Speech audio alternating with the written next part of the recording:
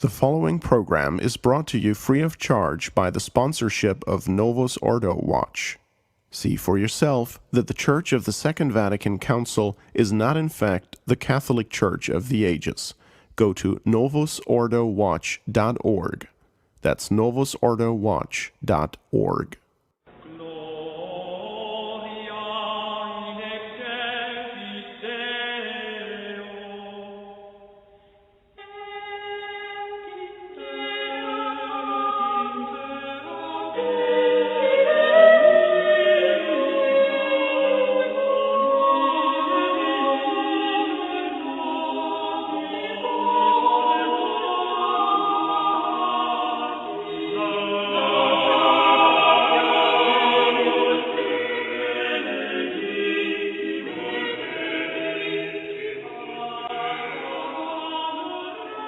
Good morning, ladies and gentlemen, and welcome to True Restoration on the Restoration Radio Network. I am your host, Justin Soder, this morning, and I'm joined by my co-host, Nicholas Wansbutter.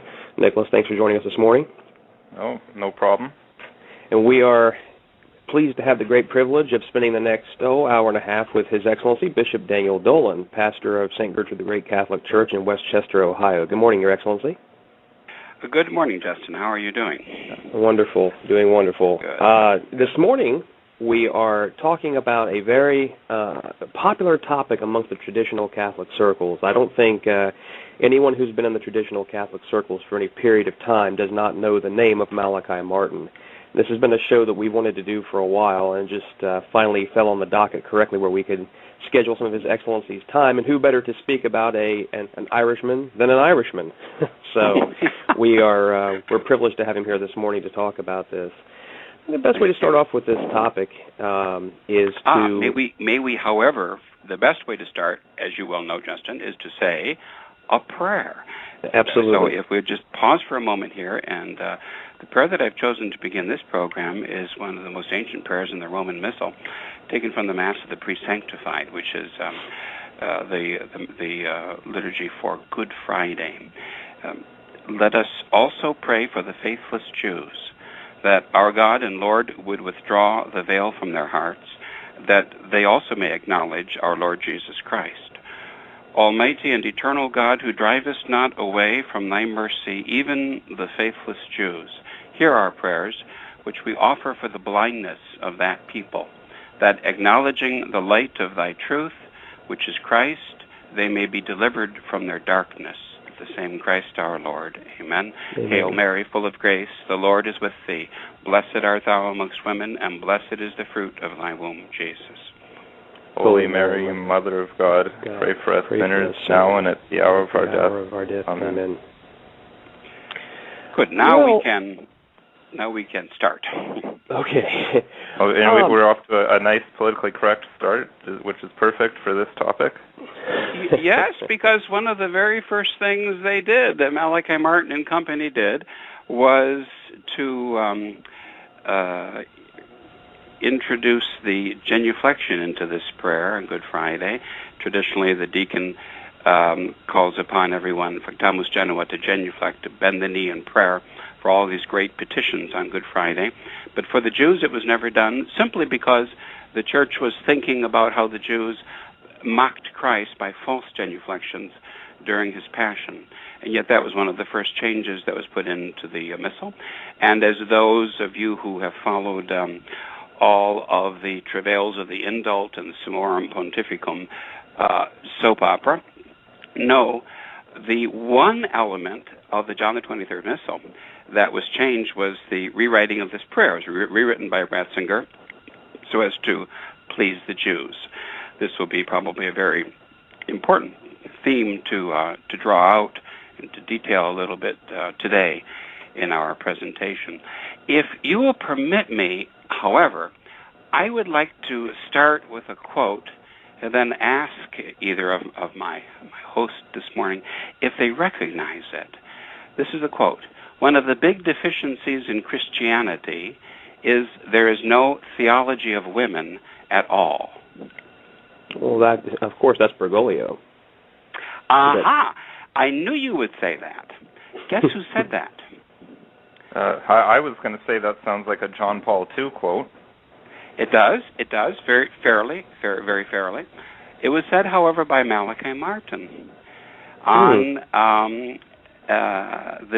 Bill Buckley's firing line on December 7th, 1973. Voila, there you have it. There you have the perfect precursor to John Paul II and to Bergoglio, the infiltrator of the conservative-traditional movement, as was indeed, I think, probably Skull and Bones Bill Buckley himself, but that's another topic.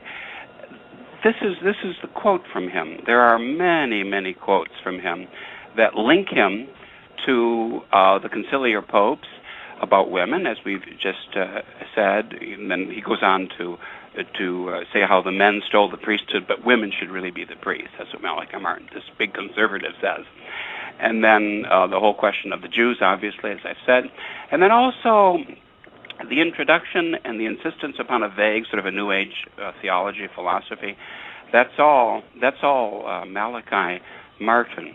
He's the one who is, in effect, the precursor of the conciliar popes, the conciliar revolution, even as he was a major player in Vatican II.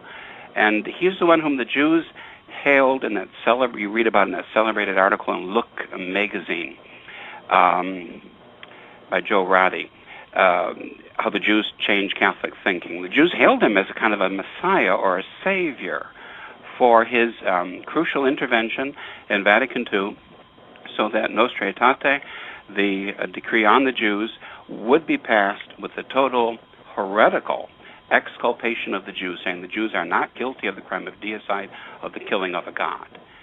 He claims to take credit for. He claims a credit for that. He takes the credit for that for himself. But one of the major points I think that we really need to understand about him is that there's a lot of evidence, and there's hard evidence that we can look at today, and that it's on the internet, anyone can look at it, for him as a Jewish agent, as a spy in effect. But really, he is a liar of all liars. He's a sociopath. He has no sense of morality at all. Says whatever he wants to say for whatever purpose he has in mind at that given moment, makes things up, and then because he has an Irish accent, don't we all know, it's a little bit charming, and people are drawn into it, and he says to you what you want to hear. So of course you're going to want to believe him, and that's how he got the confidence of even good men throughout his entire life, to say nothing of the confidence of evil men. But it's hard to say what really is true and what isn't, over and above the actual facts, because the essence of Malachi Martin is, on the one hand, blarney and blather, charming lies, but on the other hand, the wicked side, he's no cute little leprechaun.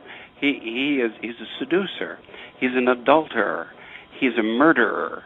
He's a destroyer. And he is one of the main architects of the Vatican II Church. Well, Your Excellency. I was just going to say, my Lord, I'm sure a lot of our listeners consider Malachi Martin a traditionalist, and I know that's the impression I've gotten from a lot of people. And as we were discussing in the pre-show, especially in Canada, he seems to be very popular and looked to as a traditional Catholic source. So I'm thinking some listeners might be shocked to hear such hard words being said about a man who's often lionized as a hero of the traditional Catholic movement. Indeed. And one of the nice things about living in the modern world, and there aren't that many, is that you could look it up, as they used to say. Anyone who's got access to the internet can spend maybe 10, 15 minutes, as I did the other day, and just start to read over some of the articles, and you'll get the general picture of his life and the irrefutable evidence about his, in effect, he was a double agent or even a triple agent. This is what somebody called Maurice Pinet, who, that's a nom de plume. I don't know what his real name is. He has a blog on the internet. This is what he has to say about Martin. I thought it might be a good opener, too. you can see from Malachi Martin's own words, as we hope to see today, he was not merely a womanizer, liberal, spy, and con man, but one of the most treacherous figures in the entire history of the church, a hater of Christians and Christianity at its very core, and an active destroyer of both. He was a partner of Rabbi Heschel and the American Jewish Committee. Let me put a parenthesis in here to link him again with Bergoglio, who is a partner with the rabbis in Argentina, with whom, one rabbi in particular, with whom he actually authored at least one book. And in this work of attacking Christianity, this is Pine again, and Christian souls, invoking Nazi exterminationist imagery in the international press to instill guilt and embarrassment to shape the outcome of a church council, Vatican II.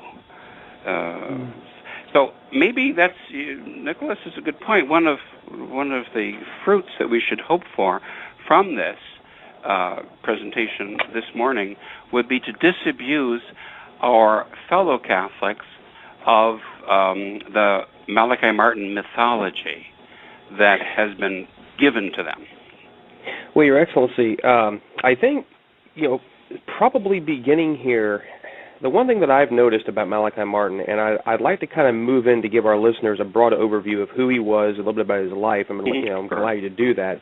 But the one thing that I've noticed about Malachi Martin over the years is that trads, of course, as we all well know, trads love a good conspiracy, and I think that was one of the capital features of him is he loved to tickle the conspiracy bone, somehow to give credibility, particularly when it comes to such things that we're going to talk about regarding the Third Secret, all of his supposed presence in key places with key people and whatnot.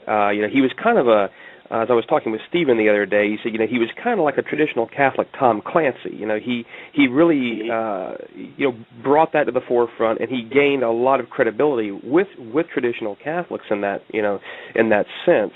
But I he entertained people. Yeah, well, he certainly did, and he was an excellent writer. There's no question about it.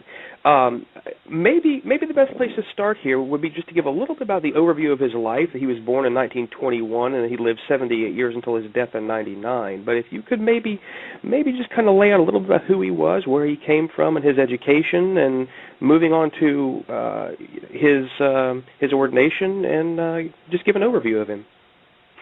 Sure, that's certainly something of interest for us to go through, Justin. As I say, he was Irish. He's truly from the old sod, and as a young man, entered the Jesuits and studied in Ireland, because now this was during World War II, and he couldn't travel. Otherwise, he would have been sent to the continent to pursue higher studies at some point, and ended up studying in Belgium. He seemed to have a real facility for languages. Obviously, an extremely intelligent man. And there at Louvain in Belgium, he did his higher studies in Semitic languages, archaeology, Oriental history. Supposedly received probably this is a fact, 3 doctorates, Semitic languages, archaeology, and Oriental history. And on the Assumption of 1954, he was ordained a priest in the Jesuit order. Then he went to the Holy Land. He studied at the Hebrew University of Jerusalem and also at Oxford University in England. And wrote some scholarly papers himself, was in Lebanon, Sinai Peninsula. Then I'm just sort of quoting and summarizing here from his biography on Wikipedia, which of course is not especially reliable, but at least it gives you maybe a starting point. He then, the author of this, or the authors, claimed that he was summoned to Rome to work at the Holy See as a private secretary for Cardinal Bea. I don't know if that's true, because there are other reports that he was simply working in Rome doing translation, and that because he was a gifted linguist, he was very useful in that work. But that's, of course, where it all starts, doesn't it? It becomes very interesting and very complex, very complicated. His work in Rome that takes him into the time of the council, and here this is then the occasion for him to have all sorts of outrageous stories that he presents, that pure fantasy business about. His living quarters were in the Vatican, just outside the papal quarters of John the 23rd, and he was standing in the hallway when John the 23rd and the cardinals opened up in 1960 the Third Secret of Fatima, and that's on and on, just blather and nonsense. No reality to that at all, absolutely none.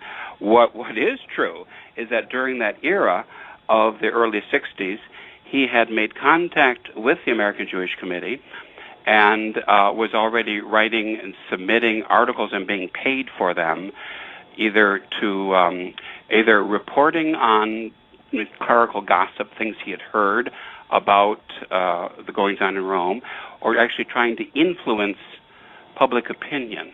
He actually wrote a prayer that he attributed to, saying that it was written by John the 23rd, and it's a prayer very much in the spirit of Bergoglio, but all the conciliar popes, saying about the great crime that we've persecuted the Jews all of these centuries, and may God forgive us, we must never do this again, etc., etc., etc. When actually the greatest crime of all church history was being perpetrated at that time, and he was a major player in it, which was the Jewish persecution of the church almost up to her entire destruction. He, as I say, was a key player in all of this. So I say you can read, if you look it up, you can read quite a bit on the internet. One of the main articles that anyone would want to read would be by this Joe Roddy, about how the Jews changed Catholic thinking. There, you were given information about a number of the pseudonyms that he employed in his work, and how he specifies this a little bit more. When he left the priesthood, he actually was laicized after he had seduced the wife of this New York Times reporter during the time of Vatican II, a certain Susan Kaiser. Well, then he left the priesthood, left the Jesuit order, and he reemerged a few years later with Jewish money, and was a fellow of the Guggenheim Institute in Manhattan, for example, and paid thousands and thousands of dollars by the Jews for his work. Then he was sent by them on, as authors will go, on speaking tours, and he visited Cincinnati at least twice. While he was here, he spoke to Ben Kaufman, who was a reporter for the local paper, the Cincinnati Enquirer. He bragged to him about two things.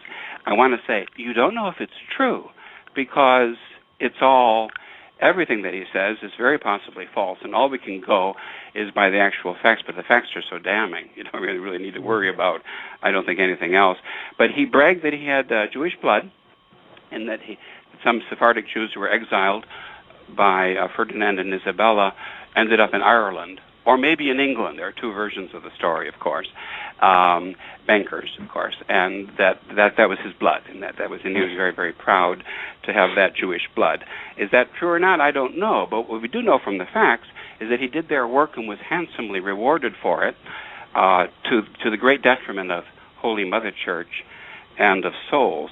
Then the other very interesting thing is the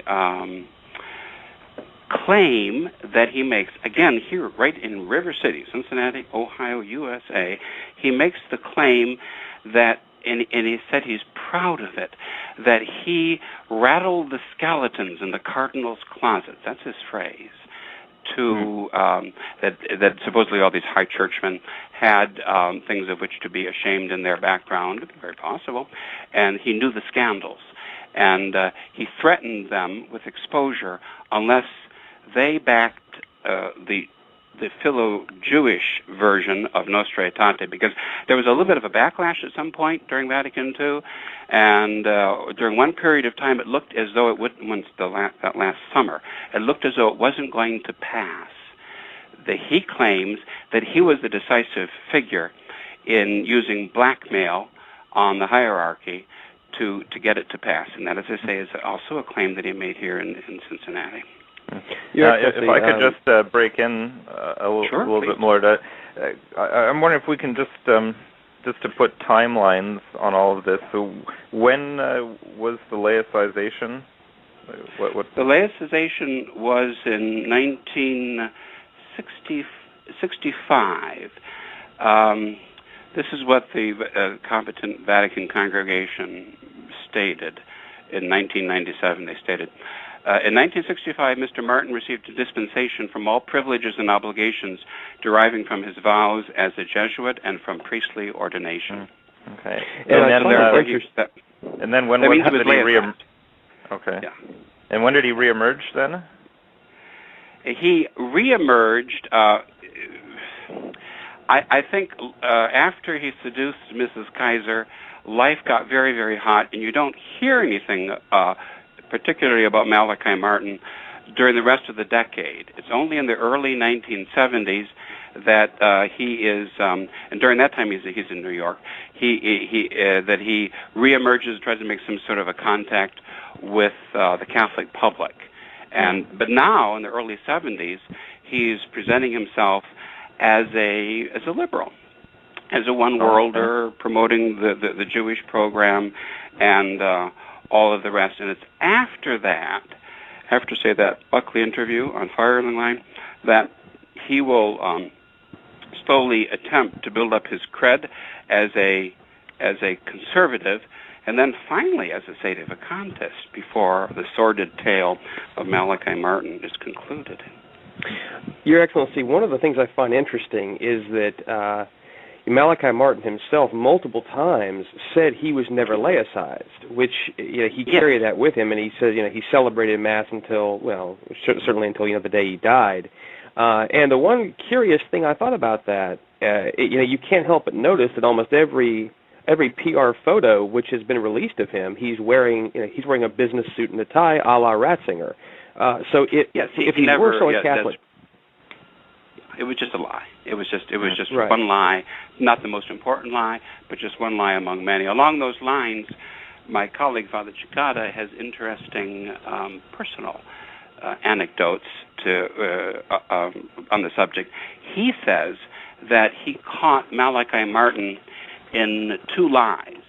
And then that he called them up at Oyster Bay when we were still in the Pius X Society. Martin did, and this was his attempt then to infiltrate.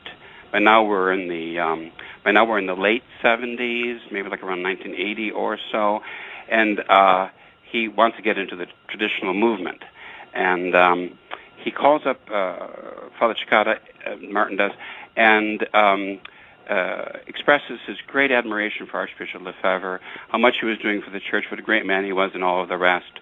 But at the same time, just several days before that great effusive praise of Lefebvre, he had given an interview in which he denounced Lefebvre as a schismatic and totally criticized him. So that would be a little bit of a sense of it. And another time, he wanted Father Cicada to come to his apartment. Of course, mind you, he's still in the Pius X Society. He wanted Father Cicada to come to his apartment in Manhattan, the one that he shared, we'll talk about that at some point, we have to, the one he shared with the wife of a Greek shipping magnate, a very, very wealthy couple. She never divorced her husband, but she lived with Malachi Martin. He was sort of a kept man, you might say, for many, many years. Well, he wanted him, of all things, to go there and to celebrate Mass, and because he claimed, there was no transportation, he really couldn't get out to Long Island where they had Mass. Father Cicada called his bluff by saying that we said Mass, which we did, at the Warwick Hotel, just a few blocks, actually, from Martin's apartment. Of course, he was never seen there. He just talked about his busy schedule and all of the rest of it. But that's late 70s, early 80s. That's when he is attempting to get into the traditional movement. So you see the maybe a little bit. I hope everyone is getting a little bit the idea of a timeline here. That the great damage that he did in the 60s, or at least claims to have done. Certainly the articles that he wrote and whatever spying he could manage to do, which was handsomely rewarded by the Jews. He was paid thousands and thousands of dollars, $30,000 in our money today, $80,000, and given a high position at the Guggenheim Institute in Manhattan. That all took place. Then at the same time, he was busy seducing the wife of this poor reporter during the time of Vatican II. And this will give you an idea of really the other side of the man. Let me talk about this for a moment with your indulgence, because it's so shocking, and the cruelty and the wickedness of this man. People should know about this. They should know when they talk up, and some people doubtless will be wanting tomorrow at Mass, if they've heard this program today, to defend the memory of Malachi Martin. He was a past expert. His brother said that finally Mrs. Kaiser went to see his brother in Dublin because Malachi Martin had disappeared, which she always did after he seduced a woman and promised to marry her. Then he would disappear and he'd be incommunicado for a time. Well, to attempt to track him down, she goes to the family home in Dublin, and his brother says, this is in 62. No, it's not 62. It's a little bit later. Dear girl, the brother says, I don't know where he is. I must tell you, you are the fourth woman who has come here asking me the same question about Malachi. All of them have essentially the same story to tell, that they were in love with Malachi and thought Malachi was in love with them. 4 women, she demanded, same story. He nodded. And one rather attractive young man, the story of Malachi Martin. Mm-hmm. So, but the wickedness here is not only that he destroyed a Catholic marriage, 2 young children, but that he attempted totally to destroy this poor reporter who is now a liberal writer, by persuading him. This was the intelligence of this man and his guile, his cleverness. He persuaded him and also their circle of Jesuit friends and intellectuals, including the celebrated Americanist John Courtney Murray, that this man, Kaiser, who was an ex-Jesuit seminarian, was paranoid, and that he was making it all up, and he was in need of mental help. And he actually got Kaiser committed to a mental institution in the United States for a short amount of time. And then it all fell apart. Then the truth came out, and that he actually did. All the facts came out about the affair, and then he left Rome, left the priesthood, and left the Jesuits, and left a destroyed Catholic family, and a man who was shattered. You can imagine. Of course, you'd have some mental problems if a priest seduced your wife right away from you with 2 young children in the house. That's the other side of Malachi Martin that, shall we say, we don't hear too much about. These are facts. You can find the letters on the Internet. These are historical figures. Everybody knows the name of John Courtney Murray, the Peritus of Cardinal Spellman, and the celebrated Americanist Jesuit, the great influence he had at the council. He writes about this. He apologizes to Kaiser for being taken in by Malachi Martin. Well, Father Courtney Murray, you were not the first. You certainly weren't the last. By the time you wrote that letter, to be taken in by this. One writer calls him not a double, but a triple agent, Malachi Martin. So that's a little bit about the malice of this man. And well, we'll return to that, I'm sure, my Lord. But on the topic of laicization, I had a question that I wanted to ask before I forgot. In fact, it's a regular listener of our show, the priest at the chapel I attend, wanted me to ask, and I suppose the answer is implicit in what you've already said about the lie about laicization, but he was wondering about whether Malachi Martin was a bishop, because apparently he gave some indication that he'd been secretly ordained as a bishop for work behind the Iron Curtain, And I suppose this came to light, I think, like my priest used to be at Christ the King Abbey, and I think Malachi Martin had a bit of a connection with them, but they had a connection with Dr. Kumar Swami, who apparently there was some issue with his ordination, and that Malachi Martin then purported to remedy this by doing a conditional ordination, advising that he was secretly a bishop, so therefore he could do this.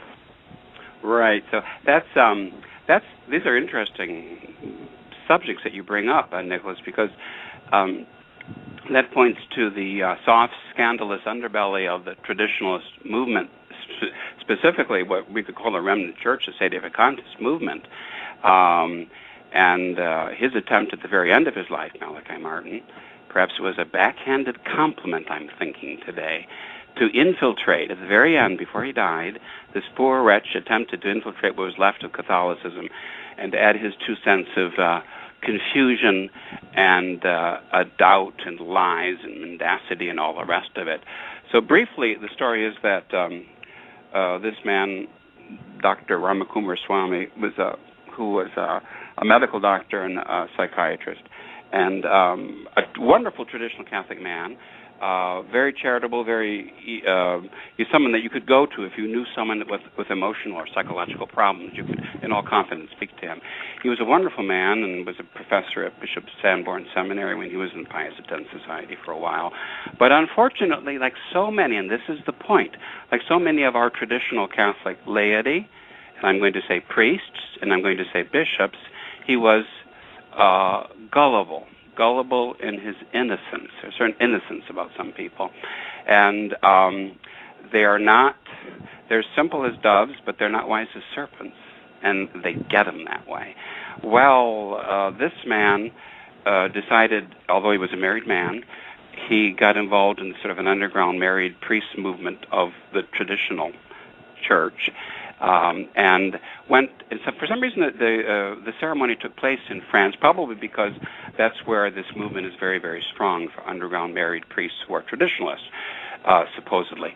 Well, he attempted to have himself ordained a priest by Lopez Gaston, who was a La Salle teaching brother here in Cincinnati again for a number of years. Went to Miami. There in Miami, he got involved in the traditional movement. And eventually presented himself as he was a close friend of Dr. Kumar Swami, presented himself as both a priest and a bishop, but didn't know anything about anything, really an ignorant man. Well, the story is that at this ordination ceremony for Dr. Kumar Swami in France, they were using a booklet, and the part of the essential form, the preface, which has the words you have to say to make a man a priest, that part of the booklet had fallen out. I guess the staples weren't holding. And so they discovered their error only after the ceremony was concluded, that he was not. And then at that point, Malachi Martin, who was there, very interesting, who was there and involved in all of this, says, well, I'm a bishop, you know. I was consecrated secretly by Pius XII to go into the Soviet Union and work there as a missionary, and I can rectify everything for you right now. They were very close friends till the end, till he died. And a few years after that, Dr. Kumar Swami died. Very sad, very sad. Well, for those of you who are just joining us, we're at the bottom of the hour here, and you're listening to True Restoration on the Restoration Radio Network, and we are sharing time with His Excellency Bishop Daniel Dolan this morning, and the topic of conversation, if you haven't noticed already, is the rather curious figure of Malachi Martin. Your Excellency, maybe just kind of circle back here in this chronology we're doing before we move on to our personal thoughts, and when we all began hearing about him.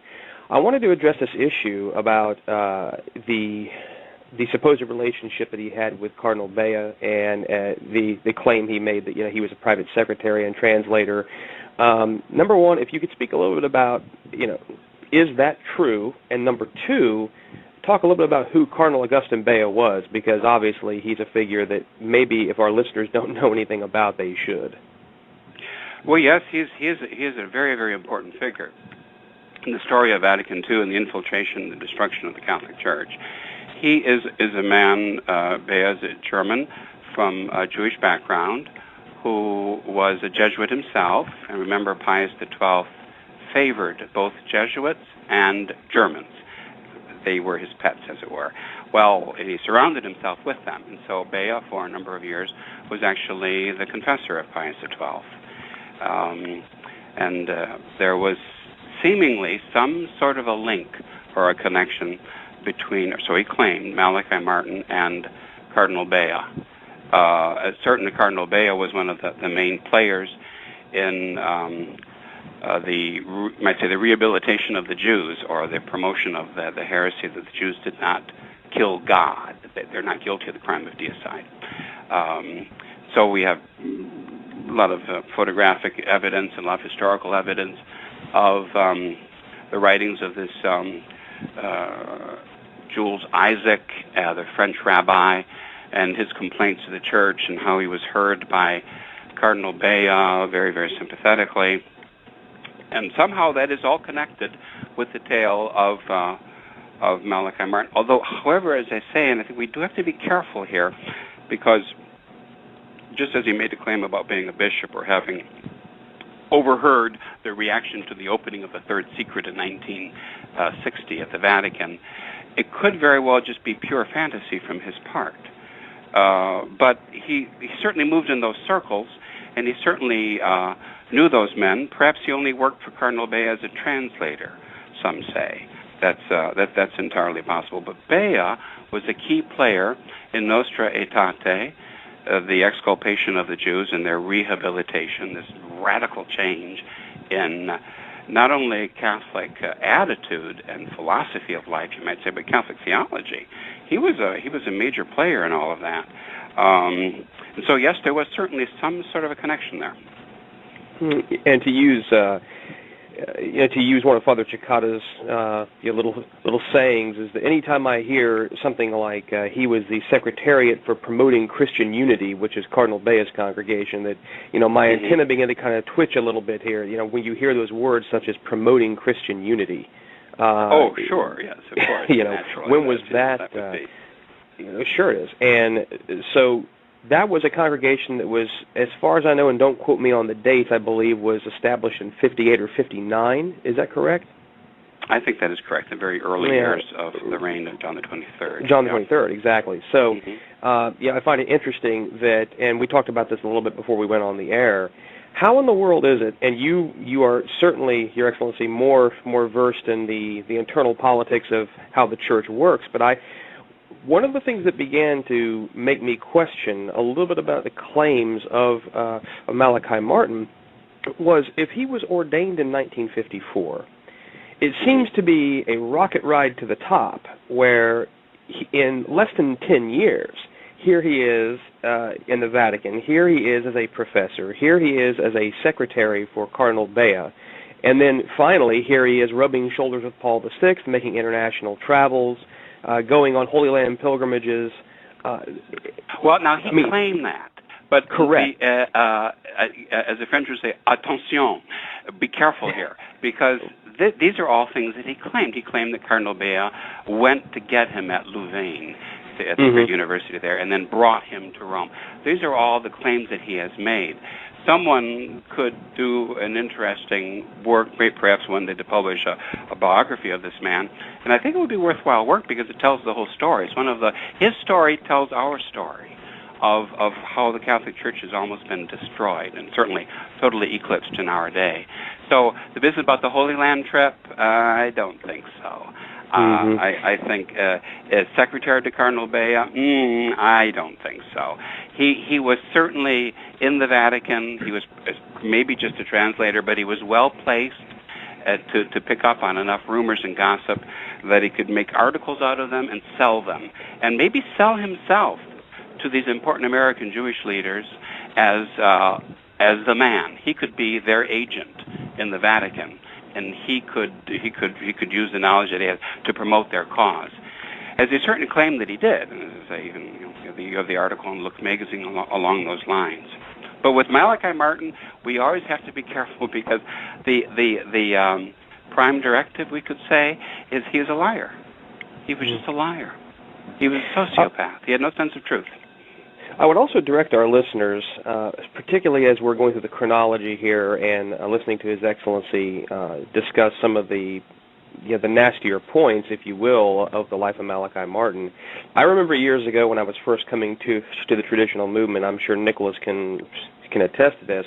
We spent time years ago on the forum Angel Queen, and John Grasmeyer, who was the procurator of Angel Queen, sometime, and I don't quote me on this time frame, I believe it was in the early 2000s, really began tearing open the whole subject of Malachi Martin. And for our listeners, if you Google Angel Queen, you can certainly find the Malachi Martin files to assist you in learning a little bit more about this. Yes, if you Google Malachi Martin, you'll get a wealth of evidence that will lead you, if you're patient, to primary sources, to copies of letters, real documentation. There have been one or two desultory attempts that you find on the internet too, by R&R types, to write some sort of a defense of Malachi Martin, and that's a little bit represented in the Wikipedia presentation of his life and times. But you're going to find everything right there. So what more truly needs to be said?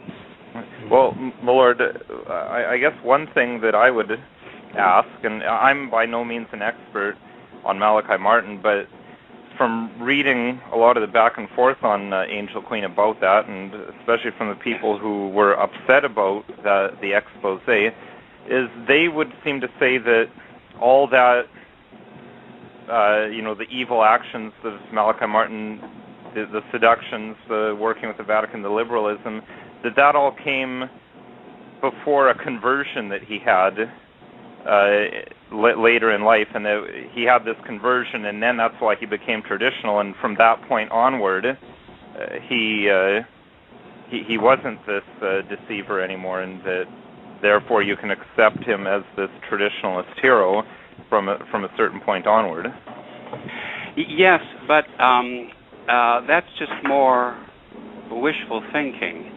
And if he ever spoke about having a conversion experience, please know that was one of the little machines in his bag of tricks.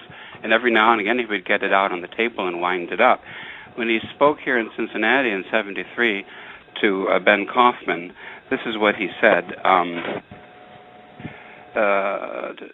that he recalled once being purified.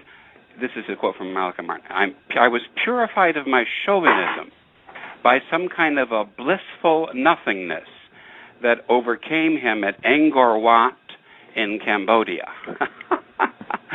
So he's claimed over the years to have a number of different conversion experiences. That's certainly true.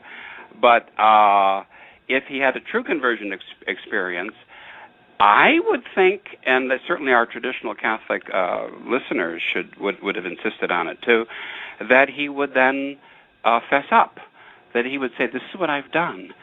And then he would realize that he has to not only have a purpose of amendment, not to lie anymore, but also to make some kind of restitution for all the damage which he has done to Holy Mother Church.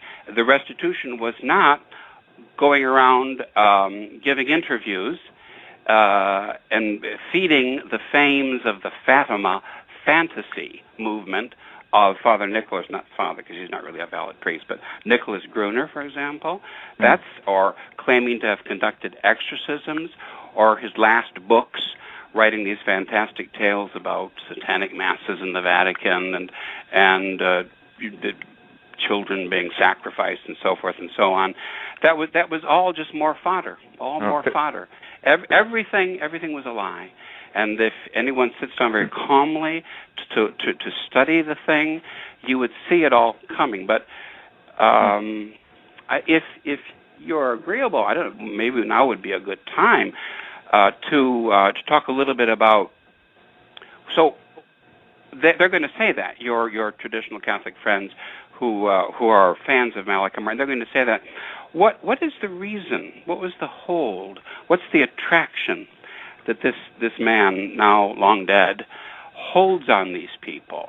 And I think it's because he knew them well enough to be able to speak to and feed their appetites. He told them exactly what they wanted to hear, and the more pleased they were, the more things he would make up. Because they didn't live in a real world of dogma, Nicholas, of doctrine, of hard fact, or even of history. They lived in this, the world that has always been a great part of the traditional movement since its beginning in the 1960s. It was well represented by the, first of all by the apparitionists, all the apparitionists, and then later on by the emergence of the very strong recognize and resist crowd. And then the Fatima industry, that's another great example of this world of wishful thinking and mythology. It's all mythology. Or as I like to say, it's a myth and superstition. It's a hopeless swamp. Once you stride into it, it's quicksand, and it could eat you up. And many of these people really, I think, have been eaten up or consumed by it. I would suggest instead of this, just a calm, sort of an intellectual or academic study. The same approach which proves the sede vacantis position, that ours is the true unchanged Catholic faith, and that the Catholic faith cannot change. That same very calm, quiet, considered, if you will, academic, not even a question of faith. Just go by the facts. If you just go by the facts with this man, and you see all of the evidence, you would see, no, this is the truth. And so then to answer your question, what about if he had a final, shall we say, conversion experience? Then if he had one, he would have made some restitution. He would have fessed up to all of the lies and all of the wickedness that he had worked his whole wretched life, but he never did. Well, I suspect some people would try and say that his books were his fessing up and showing what was really going on in the Vatican, but do I understand your point that all this sensational conspiracy theory stuff and these things about black masses in the Vatican, that these are something that allow or cause traditional Catholics to be distracted from the real issues, which are the doctrinal ones? Exactly, because the real issue was that John Paul II was not a Catholic, and therefore he was not even a member of the Catholic Church, much less qualified to be elected as the head of the Catholic Church, the sovereign pontiff. That was the real issue, and Malachi Martin didn't want to touch that one any more than Michael Matt would have, because they have to deal in emotion, they have to deal in fantasy.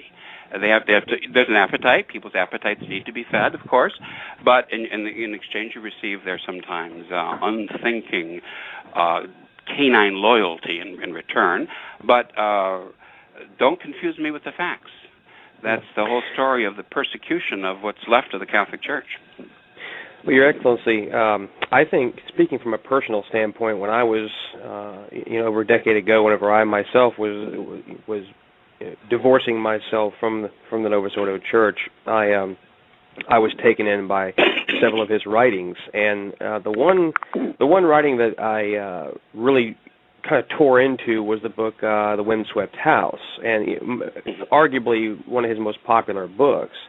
And I did see positives, but also many negatives, particularly now negatives. But at the time, I viewed it as an interesting explanation and kind of a wake-up call for where the church was. Because even in the book, he did have many, many harsh words. But I think coming out of it now and taking sort of a hindsight 2020 look at Malachi Martin, and we talked a little bit about this before the show began, was certainly within the recognize and resist crowd, and I've heard Father Cicada, I've heard yourself, I've heard Bishop Sanborn talk about this, that all of you at one time, and maybe not yourself, had this idea, the Pope, he wants to do well, he's surrounded by the evil entourage, and those bricks had been laid down, so to speak, upon the traditional path. But I think Malachi Martin's, I've heard many of his interviews. I've listened to a lot of them. I mean, I've listened to his coast-to-coast interviews. I've listened to, as you said, the interviews he did with Bernard Jansen over the years, many of them. And I think if the bricks were already laid down on the path, he probably poured the mortar between the joints, if you will, to use an analogy, of this idea that, well, the Pope is held hostage, the Peter in chains. He wants to do well, but he knows what's going on, but he's helpless to do anything about it. And I think that maybe was the greatest poison poured into the recognize and resist ordeal. And I think even unbeknownst to some traditional Catholics who read his writings, they're maybe not aware of that indoctrination which is being poured down, but the power of that indoctrination of, well, he's the Pope and he wants to do well, but he just is held back against his will. Sure, because remember, while we're saying many things about this man and about his character, we are not denying for a moment that he was brilliant. One writer says, imagine the good he could have done for Mother Church had he been faithful as a Catholic and a Catholic priest. He was a brilliant man. So he was one of those men who had the possibility within a few minutes of conversation to size you up. And then having sized you up, he decided what he was going to do with you. Was he going to feed you more stuff? Was he going to destroy you? Was he going to use you in some simple way and then pass on as he did with women? He sized up a situation. That's what he did towards the end, and in his infiltration of the traditional Catholic movement. He sized it up, and he gave the people and what they wanted to hear and more. He gave them free seconds. Have as much as you want. There's plenty of ice cream in the freezer today, boys. He gave them everything that they wanted. And yet at the same time, he also, especially classically on these Art Bell interviews, he also exposed his hand, didn't he? More than once. Well, to start with, on the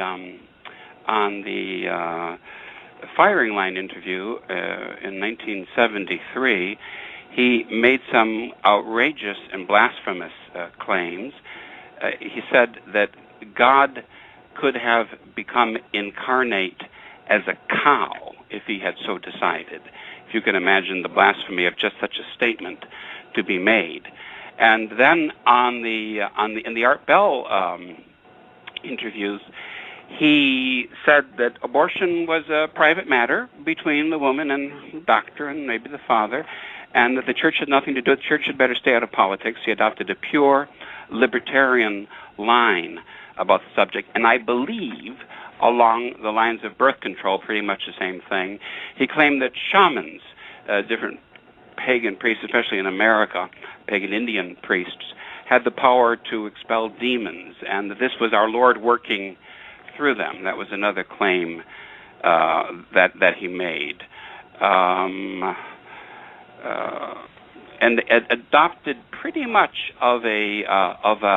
Then, of course, he always spoke very, very much in favor of the Jews wherever he was, and condemned the church for centuries of anti-Semitism. He would always speak very, very strongly on those subjects. And so, when he's with traditionalists or conservatives, or when he's writing some of these books, then he's careful. He doesn't talk about anything substantive. He goes to the fantastic because he knows that's going to sell books and that's what people want to hear. You'd much rather hear about satanic masses in the Vatican and babies being sacrificed than the fact that old JP2, Totus Tuus, with his great devotion to Our Lady, is a modernist and is no more Pope than Malachi Martin. So that's the tragedy. But I think again and again, gentlemen, we always come back to the same point of he sized up a man's weakness or an audience's weakness, and then he played to that weakness for his own purpose. And the weakness that he was able thus to exploit in all of his writings, his interviews, and the rest of it, that weakness was that from which we suffer today. I might say the rejection of the Catholics who are left. For those who are, shall we say, the weak sisters of the church, they can't take the strong food of sedevacantism. That man is not the Pope. Give me anything but that. I'll do anything rather than have to hear that and believe that. And so I'll listen to these fantastic Disneyland stories rather than go with canon law and Catholic theology. And in that sense, I think a little bit about Bergoglio when he said to Assisi the other day about authentic Catholic spirituality is not cakes. It's not stuff out of cake shops. And he should know, because that's a major part of this whole, religion as feeling and sentiment and feel good about yourself and all of that. That was his stock and trade as a modernist, and that was Malachi Martin's as well. Well, my Lord, you mentioned that people would rather hear about Satanism and satanic ritual than hearing about JP2 or any of these other claimants not being Catholic. But yes. I wonder if we could just delve into that a little bit and discuss whether is there any merit to the allegations that are raised there, and specifically, I think he mentions involved participation of Joseph Cardinal Bernardin in the enthronement of the fallen angel alleged to have occurred at St. Paul's Chapel. I wonder if you could discuss whether there's merit to that, or is that something that we don't even need to concern ourselves about? No, I don't. I really think it's something we do not need to concern ourselves about, and that anything that gets to the fantastical is dangerous territory, and there's no need for us to go there, because in going there we waste our time. And how do we know about any of this? We have the word of a sociopathic liar, a man whose wicked deeds are well documented independently by independent and secular sources. So therefore, all the rest of it we can just dismiss. I mean, Bernardin, he was the Archbishop of Cincinnati before he was sent as a cardinal to Chicago, and I've certainly heard from some interesting sources, some very interesting things about him. They in his own personal immorality, the rest of it. That may or may not be true. I don't know. But what I do know is that he was a very highly organized, politically savvy activist modernist in the hierarchy, and that he used that as his means to redo the face of the Catholic Church in America. And that's the evil. That's what we really have to talk about. The other stuff, it may be true or it may not, but we shouldn't be distracted by that stuff. We really shouldn't be, and it's the distraction that appeals to people. We are like children at the dinner table, gentlemen, and we know that Mom has baked the chocolate cake, and her chocolate cake is pretty darn good, but unless we eat our peas, we're not allowed a piece of cake. And so we keep on eyeing the cake. And if Mom leaves the room and gets on a telephone conversation, you better believe we're making a beeline for the cake, because it feeds our sugar, and that's what we want. It's great, right. And this idea of you can never underestimate the gullibility of people and by pandering to their lowest appetites. That's so true here. Our work, the work of restoration, for priests and bishops and for good strong laity, is the work of doctrine, is the work of true history. It's a work of fact. And we are opposed bitterly by these people who live in La La Land. The apparitionists, the Fatima people, the R&R crowd, and they can look the cow right in the face and say, it's not a cow, that's God, or that's the Pope, or that's something, because there's no sense of reality. All that means is that the bad guys have won. And if the bad guys have won, believe me, one of their main tools and instruments during the second half of the 20th century was certainly the Jesuit that we're talking about today, Malachi Martin. Well, for those of you who are just joining us, we're at the top of the hour here. We have an hour under our belts here, and you are listening to True Restoration on the Restoration Radio Network, and I am your host, Justin Soder. I am joined this afternoon now, by His Excellency Bishop Daniel Dolan, pastor of St. Gertrude the Great Catholic Church in Westchester, Ohio. And the topic today that we're discussing is the ever enigmatic Malachi Martin. Your Excellency, this question ties directly into this.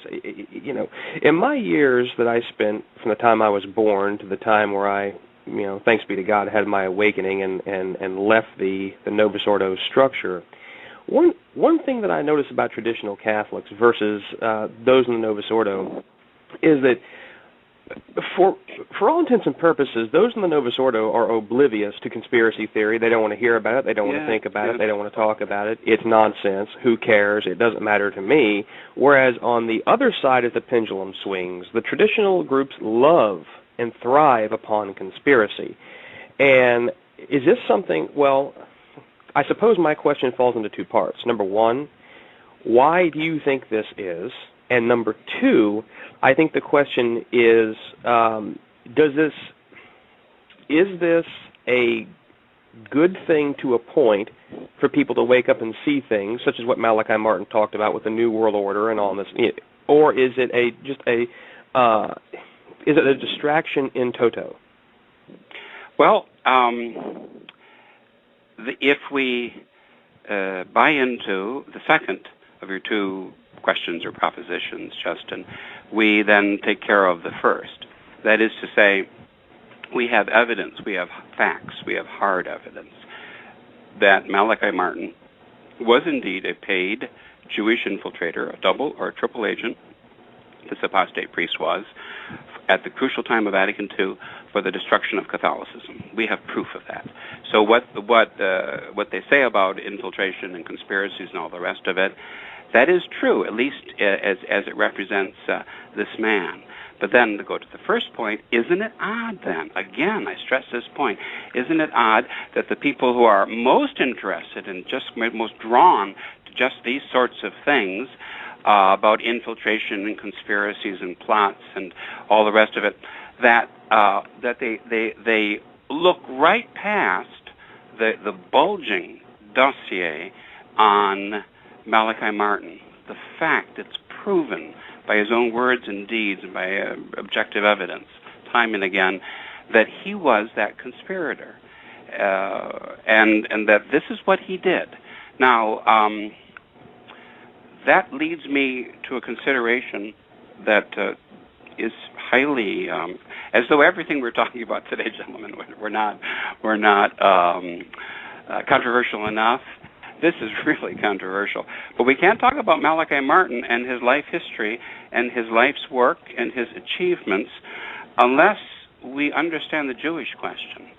And this may be as good, with your indulgence, as good as time as any to get into it, at least a little bit. Unfortunately, as with so many things, our Catholics were never properly instructed in this subject, probably because the Jews had already controlled mass media and had already softened the church, even by the beginning of the 20th century. And they used all sorts of different means of manipulation and use of the media, particularly, in order to achieve their ends. So it's something you can't even talk about. But you can't understand Catholic history.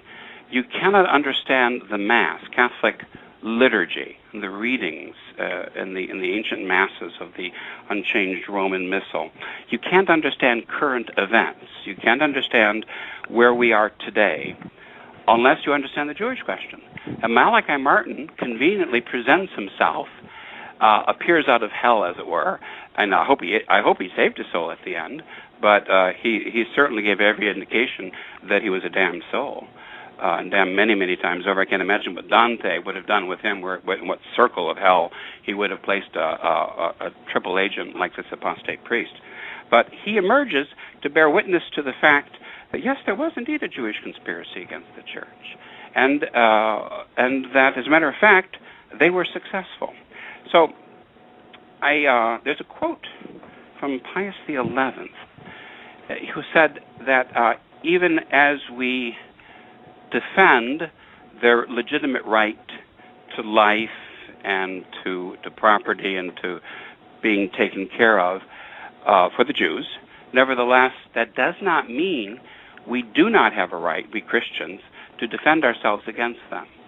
This is a proposal that is so shocking to most people that they would just dismiss Bishop Dolan as a crazy anti-Semite, and that's the end of the story. But the truth of the matter is that the Catholic Church did not persecute the Jews. That the Jews, since the beginning, have persecuted the Catholic Church. And in the old days, up through Pius IX, the Catholic Church defended herself against them to the very best of her ability, using whatever means were possible.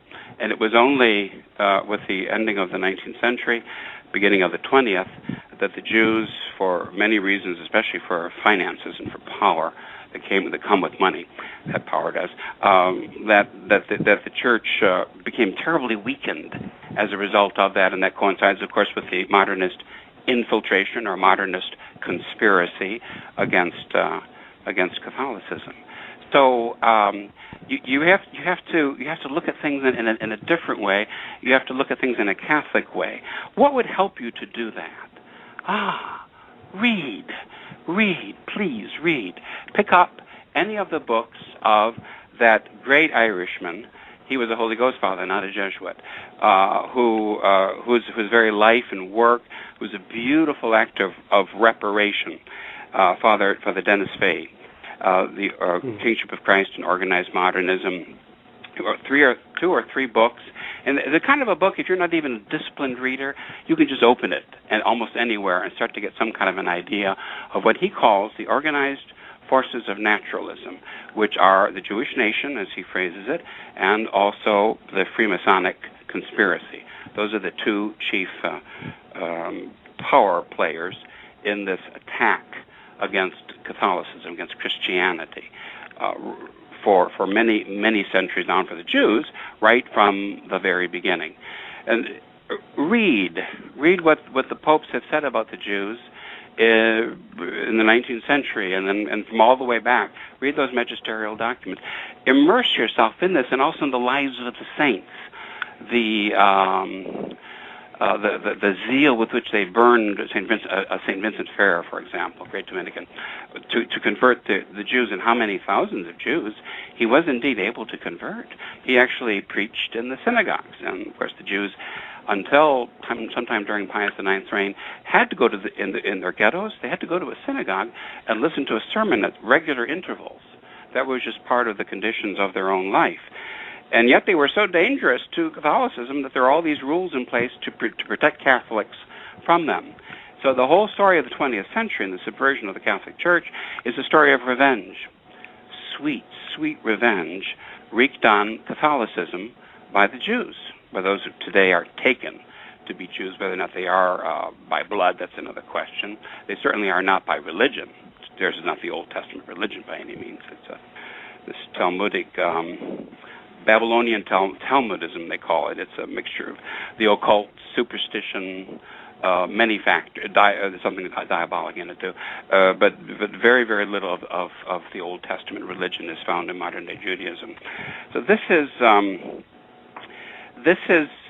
the reality that we face, and the challenge is this: to see how they use naturalism to destroy Catholicism, but not ourselves to be destroyed or eaten up by naturalism, to keep our wits about us, to pray, to study, and as the English like to say, remain calm and do your duty. Remain calm and carry on. We have to do this in the face of all of these things. But if we do, I think that we could begin to understand the real conspiracy. You might say they left one crucial piece of evidence out, which the murder investigation who killed the Catholic Church has picked up on. And that crucial piece of evidence is the life and the work of Malachi Martin. So he's invaluable for us. He was invaluable for the Jews, for the destruction of Catholicism, and even the destruction of the traditional movement at the very end, an attempt. But he is also invaluable for us, too, because he is a smoking gun. He points to the AJC, the American Jewish Community, and Guggenheim, and Herschel, and Jules Isaac, and all the rest of these, and Cardinal Bea, all the rest of these characters with such an influential role in the perversion of Catholicism during the False Council of Vatican II. Well, Your Excellency, we have a question here from a live listener who I just checked the email account here a second ago, and his question is, his name is Michael. He says, so let me get this right. Is His Excellency implying that Martin was Jewish himself, or was he just a useful tool to the Jews? I can't read between the lines here. Could His Excellency explain exactly what he means? Well, good question, because we said this at the very top of the program, but let's stress this again. The only indication we have of some Jewish blood for Malachi Martin is himself. He claimed that. Was he just playing up to the Jewish reporter who interviewed him in Cincinnati in 72 or 73? Or is it the truth? We don't know. I don't know. It could be just that's like the satanic masses in the Vatican. It could just be one more thing he said at the spur of the moment, a claim that he made. And I would say that need not detain us.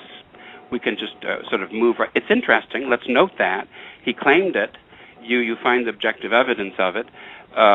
It'd be interesting if you could actually say, yes, he was indeed Jewish blood. He was a Marano. He was an infiltrator, and therefore he did all of this. But all we know is that he made the claim. Okay. I suppose, so some of our listeners, Your Excellency, don't believe that we're being overly harsh and just, Bishop Dolan has been on his anti-Semitic rant for the last hour and 10 minutes here. The question is that do you find any merit whatsoever in Malachi Martin's written works? I mean, some traditional Catholics, and certainly I can speak for myself, having read some of them,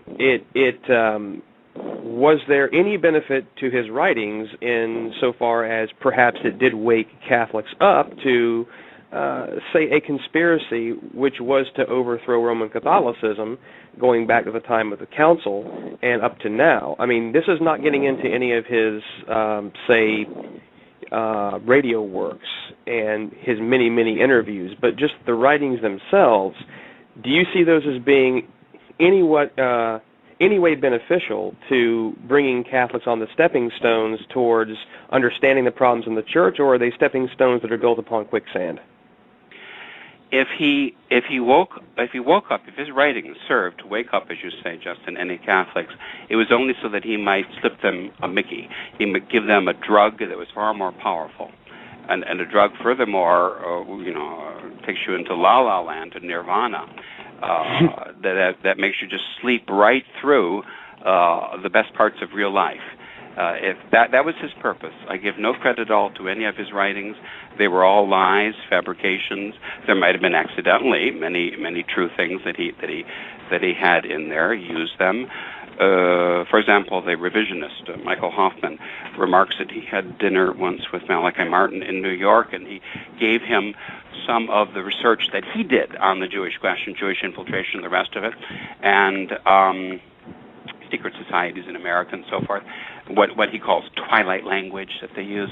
Well, and then he says that ended up in, without attribution, the windswept house.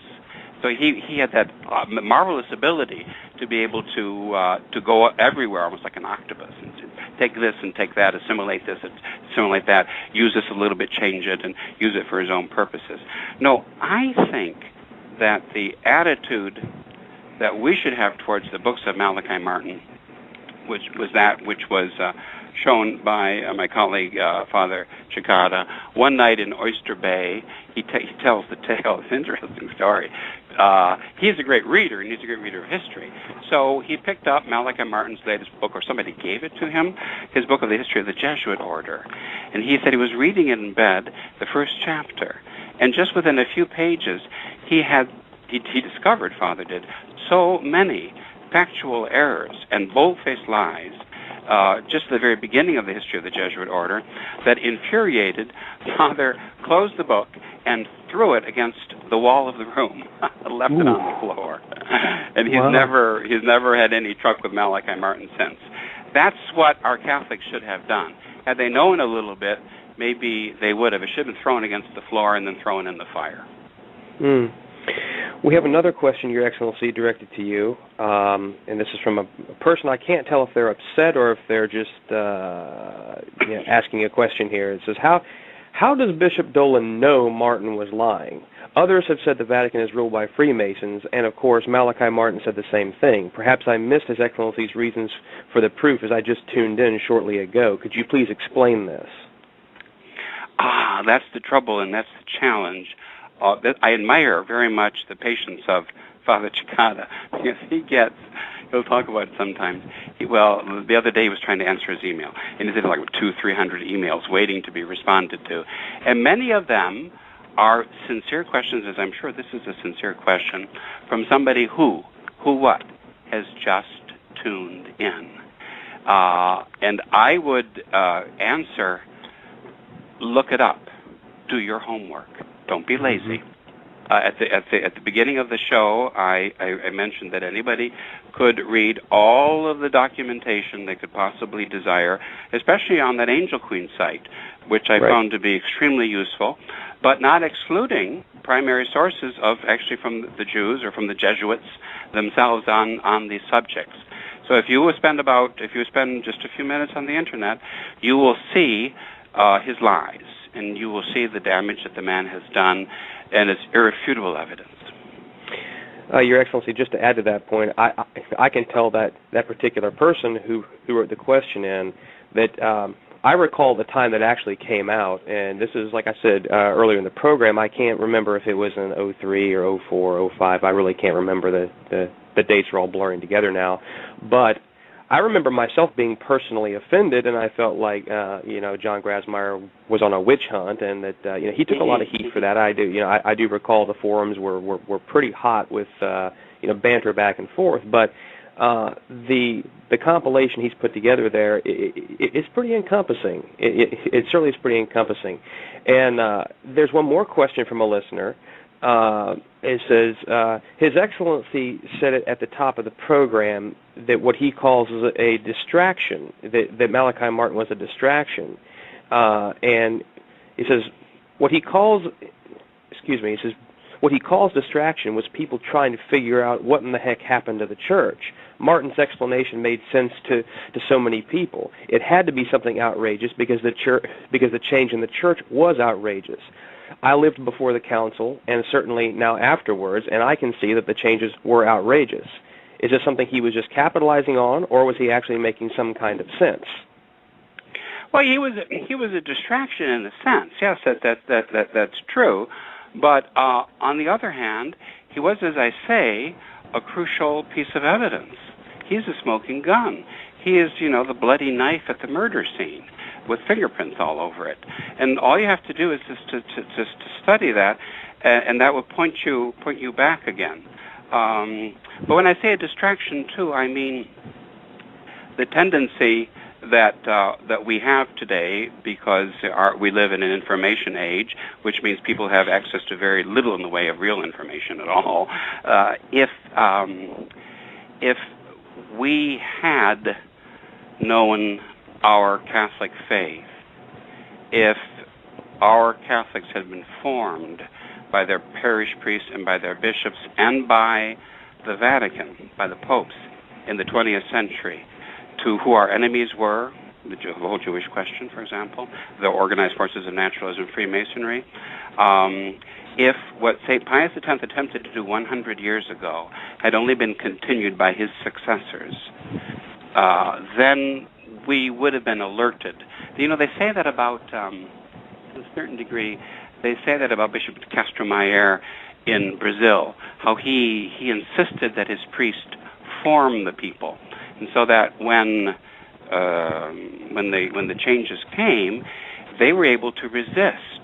They were able to stand up against it. Maybe not on the specific point about the sedevacantism, no, but on the revolution, yes. And then there was a strong movement of priests and lay people, which had to be specifically subverted after his death by this man that Pius X Society chose to consecrate as their bishop. And then, of course, they all went into the modern church. But I'm not going to blame anybody here, because what good does it do that just offends people? But if we had known, if we had studied, if somebody had told us, or if we had looked these things up ourselves, we would have realized it's a new religion. People said that, and the French said that about the first changes under Pius XII in the Holy Week in the 1950s. And a lot of people said that. It's a new religion, and that's why many people just stayed home. They had nothing to do with it at all. So I don't blame people for finding attractive or finding morbidly fascinating and even perhaps worthwhile the stories spun by Malachi Martin. But the real explanation for what happened to Catholicism, and this is the point maybe of the program today, the real explanation of what happened to the Catholic Church is Malachi Martin. He's your man. If you're interested in the subject, spend some time on that. Find out who he really was and what he did. You read about him. And you realize it's true. The Catholic Church was subverted by Jewish money and by an apostate priest. That's quite true. We have one more. We have one more question that came in earlier in the week, and this person asked to remain anonymous, which we are happy to take anonymous questions on Restoration Radio. We will protect the names of the innocent here. And he said, the question for His Excellency: the most common thread in objecting to sedevacantism is the Fatima issue. And it seems to me like Malachi Martin truly capitalized on the Fatima issue. Of course, he would say that one cannot be a sedevacantist because if indeed Fatima is true, then we must have a consecration, and therefore who can do it if there is no pope? Do you think this was planned, or do you think this was his true beliefs? I think either he, towards the end of his life, he was told by his masters, his money masters, or his own sense of diabolic canniness led him to different elements within the conservative movement, shall we say. And that's how he ended up with the what I call Father Gruner's Fatima industry. And what that anonymous questioner wrote is so true. I mean, how many people there are who will tell you, when you say, there's no Catholic Pope anymore, these men aren't Catholic, they would say, well, then he has to be a Pope, because who would consecrate Russia and get us out of the mess that we're in today? That's all a myth. That's all totally made up. Like some wonderful fine tale spun by Malachi Martin in one of his best-selling books of fiction. That's all a myth. That's not true at all. That goes to show how confused people are and how they will take anything. It's like somebody on a diet. I should have a salad for lunch today. I really should. But if there's a ham sandwich and chips waiting for me and a piece of chocolate cake, I'm going to go for that because it tastes better. And it's the same thing. I'll go for anything except for the bitter draft of truth. You press that cup to my lips, I'm not going to want to drink it all the way. It's too bitter. I can't get it down. So when we're talking about the Fatima movement and the whole infiltration of the church and the rest of it, we're talking about important things, mind you. But it's its own. It's taken a life of its own. And Malachi Martin was canny enough. He praised publicly and at some length Father Gruner. He just thought he was a great man and a great Catholic. Of course, they were scratching each other's backs, and it was all nudge, nudge, wink, wink. Gruner has managed to spin this immense myth that is worthy of Malachi Martin and certainly worthy of his support. Very briefly, this is only my opinion. I may be totally wrong. It's simply my opinion. My reading of these things is that these demands were time-conditioned from Our Lady, Fatima, and then the post-Fatima apparitions.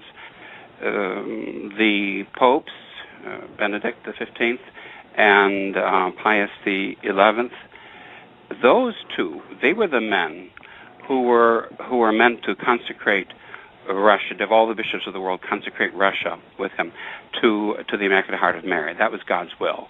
And they didn't do it. And because they didn't do it, as predicted, there was this horrible worldwide war. Entire nations were annihilated. Look at Latvia, Lithuania, Estonia, for example. They were just swallowed up by Russian communism. And a great time of grief and suffering and persecution came upon the whole world, and that was basically what we would call the communist boom in the 20th century, the Cold War. And then I think probably the sense of the third secret, nobody knows, it's pure speculation. I think probably the sense of it is the destruction of the church and the destruction of the papacy. That's probably the sense of it. That just as I make a parallel myself, just as because the French king, Louis XIV, the Sun King, refused to consecrate France to the Sacred Heart and to put the Sacred Heart of Jesus on the French flag and the French arms and the rest of it, that therefore eventually there was no more French king. He lost his head. I make a parallel between that and the Immaculate Heart of Mary devotion, because these two popes refused this request, which is, after all, backed up by the miracle of the Son. My goodness, miracle seen by just hundreds of thousands of people in so many countries at that time. It was refused because of because these popes were liberal politicians, and they, especially Pius XI, naively and innocently believed that he could do something with Lenin and the communists in Russia by being nice to them. He refused to make that consecration, and even Pius XII wouldn't do it as it was expected of him, because it would have been politically unacceptable, would not have been diplomatic to speak in those. He just couldn't possibly do that. So I think that's the reason why we lost the Pope. That's my own personal opinion. Well, Your Excellency, but I can't let you off the hook here on this one, because I tell you we will get email after email after email on this if I don't follow up with this question. For sure. And I would remind our listeners that I would take the liberty to say that both His Excellency and certainly myself are definitely edified by the Fatima message. There's no question about that. Devotion to Mary's Immaculate Heart is crucial. It has not been preached and it has not been practiced nearly enough. And Our Lady's Heart is promised to us when we've lost the Mass and the sacraments and the hierarchy and the whole visible church as our last refuge. And I totally, entirely, and sincerely believe that with all of my heart and all of my soul. But what I'm attempting to do is to sketch what I view personally as the timeline of the Fatima message. So in other words, let's just stress this. It came to an end. The punishment came about in 58, just as in 38, there was that thing seen in the sky to announce the coming of World War II. So those are two crucial dates. And now we're as regards the prophecies, we are in the post-Fatima age. Our Lady's Heart is our refuge. We're waiting for some ultimate triumph, but everything has been fulfilled. And all the rest of it is just that same spirit of Malachi Martin wearing a Roman collar and talking out of both sides of their mouth. Because, don't you know that Bergoglio was a great Pope of Fatima? Right. Well, this is, okay, so this is the silver bullet question that I think has to be asked, because we're going to get emails about this. They're going to ask, well, how can His Excellency reconcile his position when Our Lady said the consecration would be done, but it would be done late? And if there is no Pope to do the consecration, then how in the world can the consecration be done late? I know we will get a million questions about this, Your Excellency, so I want to go ahead and try to head those off by letting you respond personally to all those who would be asking that question. Well, I would say that Pius XII, to his credit, established the feast day of the Immaculate Heart. He gave liturgical privileges for First Saturday observance, and today, of course, is First Saturday in October, or Rosary Month. And he did make a consecration with a sort of a veiled reference, as he liked to do, a veiled diplomatic reference to Russia in 1942, and then he did something again after that in the early 50s. So you have something along those lines.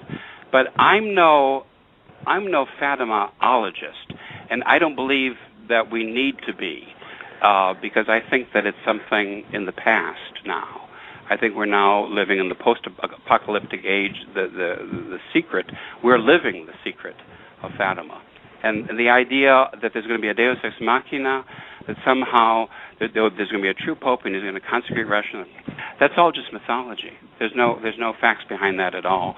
But it's that kind of a spirit that Malachi Martin cleverly saw and fed, because that spirit helps to weaken, if not to destroy, a rational, faith-filled, and at the same time profoundly pious or religious approach towards living our Catholic, understanding what's going on and living our Catholic faith today. Okay, so to follow up with that, Your Excellency, so essentially what you're saying is that in your opinion, that the time to do something about this has passed, and that yes. Are you saying that there would be no consecration? Oh yes, it's time. For example, if Nicholas, if you were to tell one of your children, take out the garbage, and I think probably they're young, but say if one were old enough, then and the child says, no, I won't. Or the child says nothing but simply does not take out the garbage. And then, 40 years later, as an adult, he comes back. He says, I'm really bad about that, and I'm going to take the garbage out now, Mom. Well, that's nice, Mom and Dad, but the time has passed, and it's not exactly a parallel, but it's a little bit that same idea. The time is past. That's the whole. Again, this idea of this total elasticity. That's a myth. There's no fact behind that at all. No, the if you will, the crime was committed, and certainly the punishment, the just punishment of a just God, has come down upon us all because of it. Very interesting. Well, for those of you just joining us, we are at the bottom of the 12 o'clock hour here on the Restoration Radio Network, and we are speaking with His Excellency Bishop Daniel Dolan of St. Gertrude the Great Catholic Church in Westchester, Ohio, and we're reaching a bit of a wrap-up point here on the subject of Malachi Martin, and I think His Excellency has laid out quite well so many talking points, but also thinking points for our audience to go out and do their own research. I know that one of the most common things that you will hear in the interviews that we have available on True Restoration Media from both His Excellency Bishop Dolan as well as Bishop Sanborn as well as Father Cicada, particularly in some of the interviews Father Cicada has done, is that these issues are not going to be solved with these one-line responses. They're not going to be solved with these the various tracts that are put out. I mean, you're going to have to spend some time and go look it up. You're going to have to go do your research, and hopefully this will inspire Catholics a little bit more to go out and go do those things, to spend a little bit less time on the less important things, the distractions, and go out and try to be level-headed and objective about these things. Would you agree, Your Excellency? Absolutely. The what you feel or what you think, what your opinion is, does not interest me. And that's the reason why I admire those who can live and die on the internet, and I admire the great patience of somebody like Father Cicada, who always jump into this forum or that and attempt to fix somebody's wagon for them, because you deal with this vast amount of ignorance today, and unfortunately we have the means of exposing the whole world to our ignorance immediately, and then scriptum on it, what you write stays. And then somebody is supposed to sort of sort you out and take care of things for you. Well, that's just the modern world. But yes, do your work. Don't get all agitated. Don't get all upset. Don't be insulting to anybody else. Certainly not to your favorite local bishop. Be polite. Be friendly. Be respectful. Listen. Try to learn a little bit. You know what a real good place for internet research for anybody on Malachi Martin would be, even though the article itself is corrupted with a lot of Malachi-isms, a lot of obvious false claims that he himself made, is simply to Google his Wikipedia bio. You will come across in this, as the Australians would say, this gobsmacked me. I was like, wow, I don't believe it. One of the illustrations on the 5th page of his printed out bio on Wikipedia is that of his cemetery marker, his gravestone, at Gate of Heaven Cemetery in Hawthorne, New York. And so you see a gravestone engraved, and there's sort of a religious symbol of the IHS in the middle. And on the one hand, you have Malachi Martin, and you have the date of his birth and the date of his death. Fair enough. And on the other side, what do you think you see? Kakia Livanos. And you see the date of this Greek woman's birth and this Greek woman's death. Why is she buried with Malachi Martin?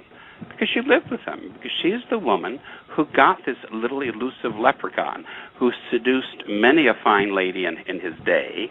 And he finally, because of money, I think, he finally was gotten by this Greek lady who was somebody else's wife. Those are the kind of women that this apostate preferred. I've seen that picture of the gravestone. Yeah, this is the proof. Let's start with something that's carved in stone, shall we? And let's go back from there.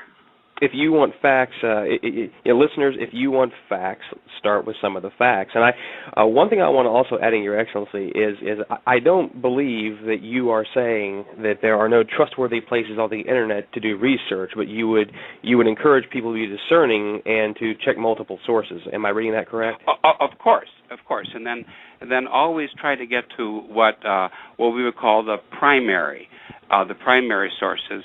The documentation written by the interested parties, not somebody's opinion about something or another. As I say, who cares about that? Let's go to facts. But for all of its drawbacks and all of its obvious dangers, the internet at times can really serve a worthwhile purpose.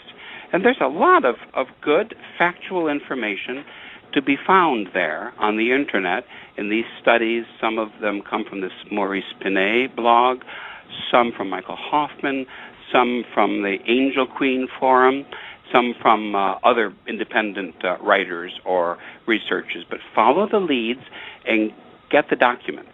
And with the documents, you get the documentation. For example, like Malachi Martin and his the pseudonyms that he would use in the 1960s are alluded to in the Look magazine article, How the Jews Changed Catholic Thinking. One pseudonym he used, I think for writing magazine articles, was Pushkin. And one of the authors said, look at the pseudonyms that he chose for himself. Pushkin was a radical who was exiled by the Tsar before the Russian Revolution. He was a Freemason, and he was known for writing a particularly blasphemous poetic poem attacking the Blessed Virgin Mary.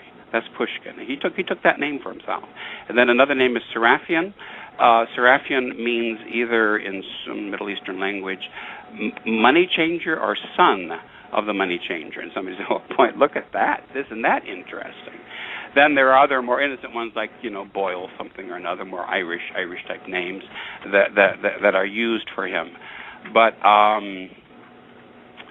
look at the gravestone marker. Look at that first of all.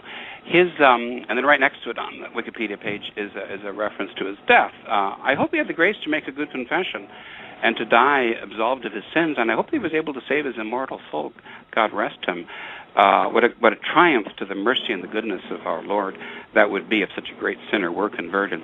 The man who was with him towards the end, a priest, and the one who conducted his burial was a strong traditionalist and a good priest, Father Wickens of St. Anthony Chapel in West Orange, New Jersey.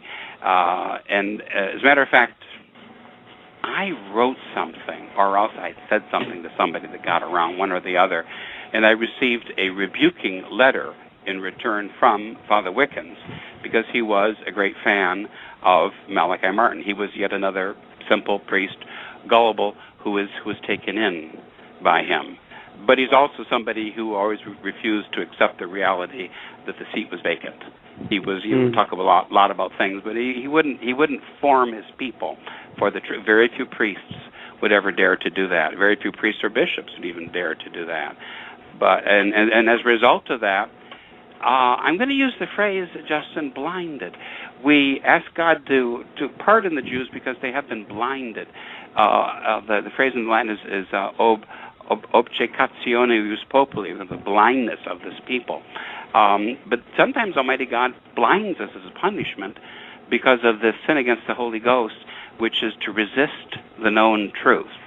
And I sincerely wish that our Catholics would stop resisting the known truth, especially when we see the fruit, the bitter fruit, the destruction that was wrought by the successor of Malachi Martin. Malachi Martin was the precursor, as we said at the beginning of the program, of JP2, and certainly the precursor of Bergoglio in so many ways. That is so true. And if we're in the mess that we are today, so that even people who were maybe Malachi Martin fans are now starting to open their eyes, it's because of the work of Malachi Martin, though. He is the one who had such an important contribution to make. Your Excellency, one last question here, and then we'll go ahead and wrap the show up, is in the in the research that people may be doing on Malachi Martin, would you encourage them to go listen to some of the things he himself has said? Because you can hear contradictions. You know, if you go right to the horse's mouth, as we say in America, you can hear there are plenty of contradictions to hear, but would you encourage people to go listen to some of the things that he has said? No, I think stay with the writing, stay with something which is cold and black on white, as it were, and that's because they're even listening to people who are notably wicked can be an occasion of sin, or at least of a certain weakness, either for the mind or for the soul. Because remember, these people were Malachi Martin. They were experts in mind control. And even sometimes it's the tone of voice, or I don't know what diabolic or demonic forces may lurk with his recorded voice, but I would say no. It would be all these things are to be handled with great prudence and with great caution. It's sufficient to do the research yourself on the internet, get a hold of the facts. And as I say, somebody perhaps needs to write his biography, because he's a smoking gun. He is one of the most important figures in the destruction of Catholicism. Well, I think that's a very good place to stop, and I would like to thank His Excellency here this morning for coming on, and now this afternoon for coming on and taking time out of his busy schedule to join us on the Restoration Radio Network. As I said last night on the program, we do not take the time of the clergy for granted. We know they're very busy, and it's very edifying that they would carve time out of their schedule to be on the air here. I would encourage those who are interested in learning more about Bishop Dolan of St. Gertrude the Great, you can go to their church website, sgg.org, where there are many resources. You can hear Sunday sermons. You can observe Sunday Mass all morning long at the various Mass times. You can also find out more from Father Cicada's side of the website, SGG Resources. And as we said last night on the program, you can, Father Cicada now is on Twitter, and he's having to do that to keep up with the absolute tidal wave of information coming out today, both the media and from Rome, on the latest musings of Bergoglio. So that's a good website as well. I would also encourage listeners that you can hear His Excellency. We do a show one Saturday a month on devotions, which I would really beg more Catholics to tune in and listen to, because while we do enjoy the meaty topics of conspiracy and whatnot, you can never learn enough about your faith, and His Excellency is a wealth of information about the devotions, and that's very important to make sure that we're supplementing our faith with good things as well as learning our history. So, Your Excellency, do you have any closing thoughts? Yes, I would like to close with a quote, if I may. This is a quote from a noted, I've mentioned his name during the broadcast today, a noted historical revisionist. He was once Catholic himself, but a lot of the work which he did on these subjects is really groundbreaking work and is worth our interest and our respect. His name is Michael Hoffman. This is how he sums up. This is something he wrote just about a year ago. A triple agent. Double agent is too modest a term to describe him. Malachi Martin was, according to the Cincinnati Enquirer, the descendant of Judaic bankers who somehow ended up in Ireland.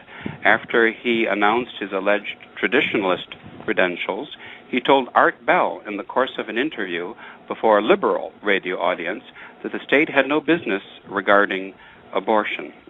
He's still a hero on the traditionalist scene, thanks in part to a Canada-based audio recorder who for years marketed his interviews with Malachi Martin. Malachi Martin was Cardinal Bea's peritus, or expert, for Vatican II, for Nostra Aetate. He's the architect of it, a guy who was pretty much a crypto-rabbi, landed on his feet in middle age as a traditional Catholic, and most bought it, a very wealthy and adroit scam artist. I had dinner, Hoffman continues, I had dinner with him once in New York, 1978, and at that time gave him some of my research into conspiracies and Satanism. It ended up in the windswept house, unattributed, of course. I'll say this for him. For a slender guy of small stature, he could drink anybody in the room under the table and remain as lucid as ever, a very sharp intellect. Imagine what he might have accomplished for good had he been actually a believer in the gospel of Jesus Christ and an honest man. Instead, he betrayed God and advanced the rabbinic agenda inside the 20th century church to a degree that is truly astonishing, and he never owned up to it. End of quote. That's a pretty good summary, I think, for this man, about whom obviously one could say an awful lot. But the other thought is, that's what I've been saying, but you look it up yourself in a calm, quiet, dispassionate way.